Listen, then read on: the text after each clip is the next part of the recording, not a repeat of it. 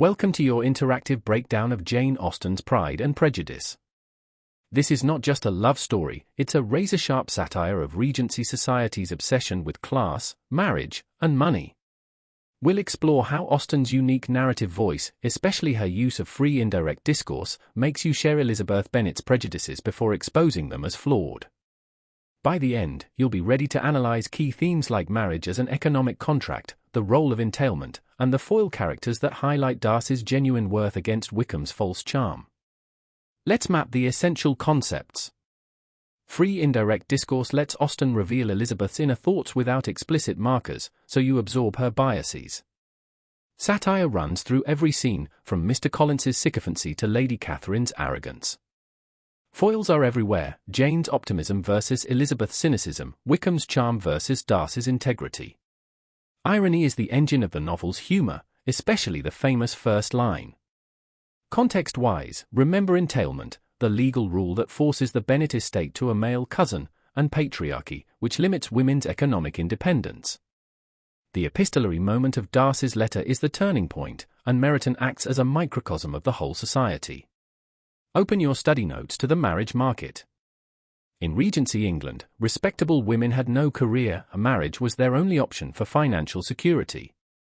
The entailment at Longbourn means the estate goes to Mr. Collins, a ridiculous sycophant. This explains Mrs. Bennet's obsession with getting her daughters married, and why Charlotte Lucas accepts Collins. It's a pragmatic, economic choice. Lydia's elopement with Wickham nearly destroys the family's reputation. Against this, Austen offers the ideal: Elizabeth and Darcy marry for love, respect, and intellectual equality, but only after both overcome their pride and prejudice. Now let's trace the process of character development.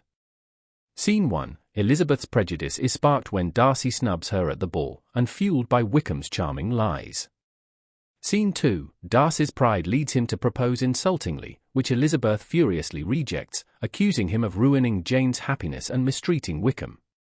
Scene 3. Darcy's letter is the structural turning point. Elizabeth reads it and begins to see her own errors.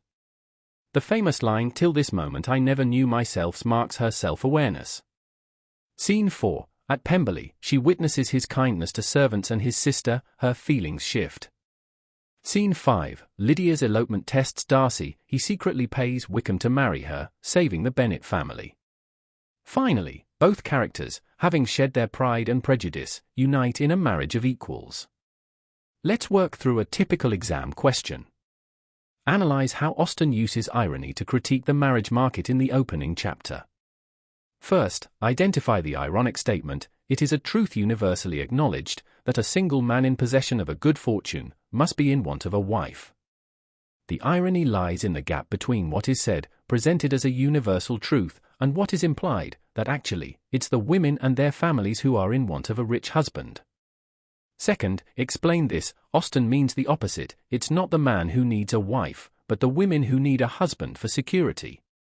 Third, link to context. Regency women had no independent income, so marriage was an economic necessity. Finally, the effect. Austen satirizes the commodification of marriage, reducing it to a financial transaction. This is a high-level analysis that targets AO2, language, and AO3, context. Watch out for these common pitfalls. First, irony. It's not just sarcasm. Austen's irony often works through the gap between what characters say and what the narrator implies. For example, Mrs. Bennet's comments are ironic because we see her desperation. Second, context. You must bring in entailment, patriarchy, and the importance of reputation. Without context, your analysis is weak. Third, don't just summarize the plot, analyze how Austen crafts her narrative. Use terms like free indirect discourse to explain how we share Elizabeth's perspective.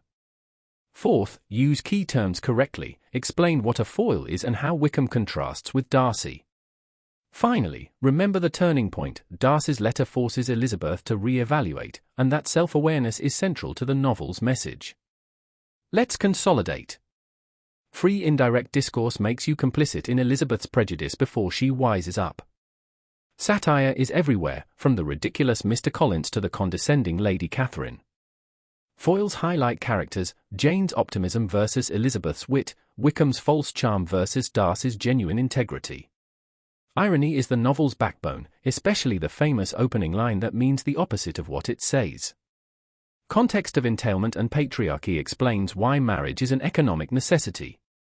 The structural turning point is Darcy's letter, which triggers Elizabeth's self-awareness, till this moment I never knew myself. And finally, the resolution, a marriage based on mutual respect, not economics. Remember, examiners reward precise use of literary terms and seamless integration of context. You've got this.